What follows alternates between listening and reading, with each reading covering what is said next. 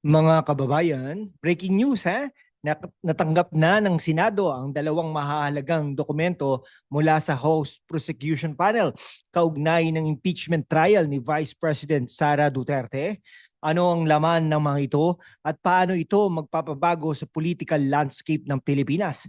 Ako si #WalkWithLan at sa susunod na ilang mga minuto, susuriin natin ang mainit na isyong ito na may katotohanan, katatawanan at malalim na pagsusuri. Kaya mga kaibigan sa Quezon City, Dubai, Toronto at kahit saan pa, samahan niyo ko sa isang hard-hitting episode sa puno ng revelations. I-hit na ang subscribe button, i-like at i-share sa inyong mga kaibigan sa Riyadh at Sydney.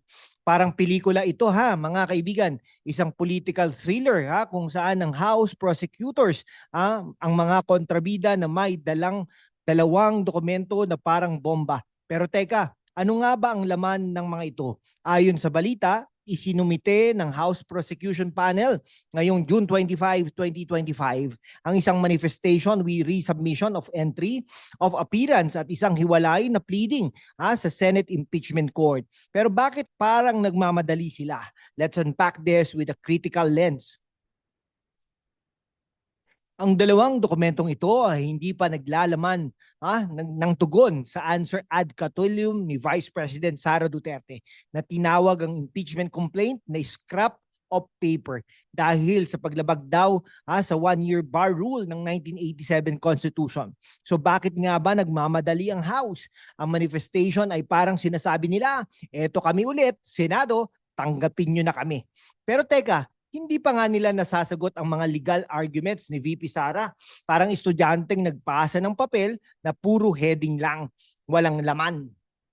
Dagdag pa, ang House Prosecution Panel sa pangunguna ng mga tulad ni Representative Joel Chua at informal lead prosecutor Marcelino Libanan ay giniit na buhay ang impeachment case kahit ibinalik ito ng Senado sa kanila noong June 10, 2025. Pero ang tanong, bakit hindi nila maayos ang constitutional infirmities na sinabi ng Senado? Halimbawa, ang one-year bar rule sa Article 11, Section 3, Paragraph 5 ng Constitution ay malinaw. Hindi pwedeng maghain ng paulit-ulit na impeachment sa loob ng isang taon. Pero 4 na ang naunang complaints bago ang ikalimang consolidated complaint. Parang sinasabi nila, kung hindi kami nanalo sa unang 4, eto pa isa. Ang mas malaking issue ang mga aligasyon ng graft, corruption at assassination plot laban kay Vice President Sara ay wala pang solidong ebidensya. Halimbawa, ang 612.5 million pesos confidential funds issue. Wala pang audited COA report na nagpapatunay ng misuse. Ang assassination plot, base lang sa isang November 2024 statement ni Vice President Sara na wala namang follow-up proof. Sa mga kababayan natin sa Hong Kong at Abu Dhabi, parang teleserye ito na puro hype pero kulang sa substance. Kung ang House prosecutor sa isang cooking show, sila yung mga chef na puro presentation pero ang luto hilaw pa. Ito ang aming dalawang dokumento, Senado, world class. Pero pagbukas mo, parang instant noodles lang ang laman. Sa mga OFW natin sa Dubai at Toronto, hindi ba't deserve natin ang mas maayos na presentation ng katotohanan? Ang House parang nagpapapogi lang sa camera, pero ang tunay na laban nasa Senado pa rin. Ang impeachment ay isang constitutional process na dapat seryosohin. Pero ang House prosecutors, sa pagmamadali nila, parang naglalaro ng fast and furious sa politika. Ang dalawang dokumentong isinumite nila ay administrative lang, hindi pa ito ang substantive reply na hinintay ng Senado. Bakit mahalaga ito? Kasi ayon sa Senate impeachment rules, kailangan maghain ng prosecution ng reply sa loob ng 5 araw pagkatapos ng answer ad catulum kay Telam, ang hirap naman i-pronounce nito, ni Vice President Sara Duterte na isinumite noong June 23, 2025. Pero dahil June 28 ay Sabado, extended ang deadline hanggang June 30. So bakit ngayon pa sila nagsumite ng mga pleading na hindi naman tugon? Parang sinasadya nilang i-confuse ang proseso. Sa global context, ang ganitong political maneuvering ay katulad ng mga impeachment drama sa US tulad ng kay Donald Trump. Pero kahit doon, kailangan ng solid evidence para makonvict. Sa Pilipinas, ang House prosecutors ay kailangan magpakita ng mas malinaw na ebidensya, hindi puro press conferences. Sa mga kababayan natin sa Qatar at London, let's demand accountability, not just political noise. Kung ang House ay parang teenager na puro rebelde, ang Senado naman ay matalinong ate na sinusubukang ayusin ang gulo. Noong June 10, 2025, 18 senador ang bumoto para ibalik ang impeachment article sa House dahil may tanong sa constitutionality nito. At ngayon, natanggap nila ang dalawang dokumento mula sa House, isang patunay na seryosong Senado sa kanilang trabaho bilang impeachment court. Let's give them a round of applause, mga kaibigan. Ang Senado, sa pangunguna ni Senate President Jesus Escudero, ay nagpakita ng prinsipyo. Ang pagbabalik ng impeachment articles noong June 10 ay hindi dismissal tulad ng sinabi ni Senator Alan Peter Cayetano, kundi isang call para ayusin ng House ang legal flaws. Ngayon, ang pagtanggap ng dalawang pleadings mula sa House ay nagpapakita na open ang Senado sa dialogue, pero hindi sila magpapadala sa pressure. Halimbawa, ang appointment ni Reginald Tongol bilang spokesperson ng impeachment court ay isang hakbang para siguraduhin transparent ang proseso. Dagdag pa, ang Senado ay nagbigay ng writ of summons kay VP Sara noong June 11 na nagbigay sa kanya ng 10 araw para sagutin ang articles of impeachment. Ito ay patunay na gusto nilang sundin ang due process. Sa mga OFW natin sa Singapore at Canada, hindi ba't ito ang gusto natin? Isang proseso ng patas at maayos. Ang Senado ay parang referee sa boxing match. Hindi sila ang magsusuntok, pero sila ang magbabantay ng walang below the belt. Kung ang House ay yung kaibigan na puro go, go, go, pero walang plano, ang Senado naman yung kaibigan na, teka, mag-isip muna tayo. Pero sinabi ng Senado sa House, bro, ayusin mo muna yung papel mo bago ka magmalaki sa harap ng judge. At yung dalawang dokumento, parang love letter na walang laman, puro forma, kulang sa puso. Sa mga kababayan natin sa Sydney at Milan, let's appreciate the Senado for keeping it real. Mabuhay ka Jesus Escudero, mabuhay ka Alan Peter Cayetano, mabuhay ka De La Rosa. No? Ang Senate Impeachment Court ay may mahalagang papel sa demokrasya. Ayon sa konstitusyon, sila magdidesisyon kung guilty o hindi si VP Sara Duterte. Pero parang maging makatarungan ang proseso, kailangang tama ang simula. Ang one-year bar rule, halimbawa, ay isang safeguard para protektahan ang mga opisyal mula sa paulit-ulit na harassment. Ang Senado sa pag-remand ng kaso ay sinigurong susuriin ang legal foundation nito. Bukod dito, ang desisyon na hintayin ng 20th Congress sa July 28, 2025 ay isang strategic move para siguraduhin may bagong set ng senador judges na walang bias. Sa global context, ito ay katulad ng US Senate's role sa impeachment trials.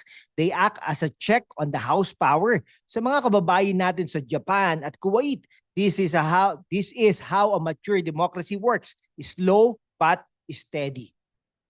Si VP Sara Duterte, mga kaibigan, ay parang si Darna sa gitna ng political storm. Matatag, walang takot at handang lumaban. Noong June 23, 2025 nga, isinumiti niya ang kanyang 35 pages answer ad cautelam. Ang hirap i-pronounce yan. Calling the impeachment complaint a scrap of paper. At kahit ang House ay nagmamadaling magsumite ng dalawang dokumento, si VP Sara ay kalmado lang, ready for the fight. Let's dive into why she's the real hero here. Ang answer, ad cautelam ni VP Sara, isang legal masterpiece. Sinabi niya na void ab initio ang impeachment dahil lumabag ito sa one-year bar rule. Ang argumento, 4 na impeachment complaints ang nauna bago ang ikalima na consolidated, malinaw na violation ng Constitution.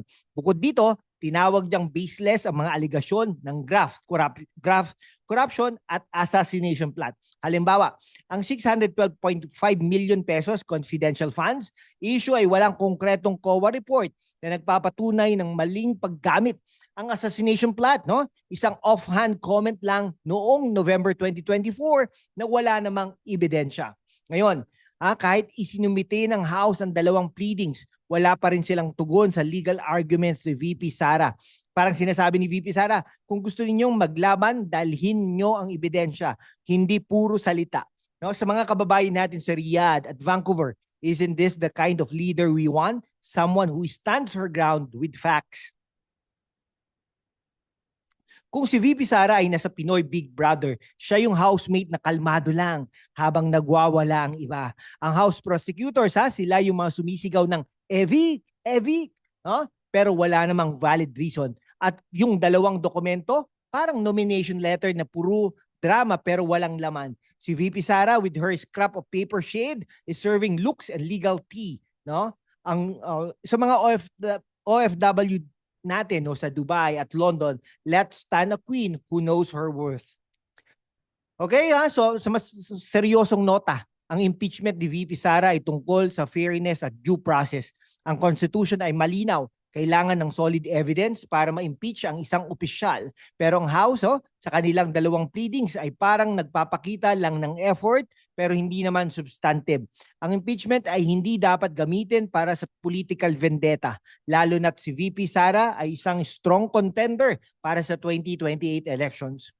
Sa global context naman, ang ganitong political drama ay hindi bago. Sa Brazil, halimbawa, ang impeachment ni Dilma Rousseff ay puno rin ng kontrobersiya pero kailangan ng konkretong ebidensya para makonvict. Sa Pilipinas, ang Senate ang magsisigurong patas ang laban at si Vice President Sara, she's fighting not just for herself but for the rule of law. Sa mga kababayan natin sa Singapore at Milan, let's support her until proven otherwise.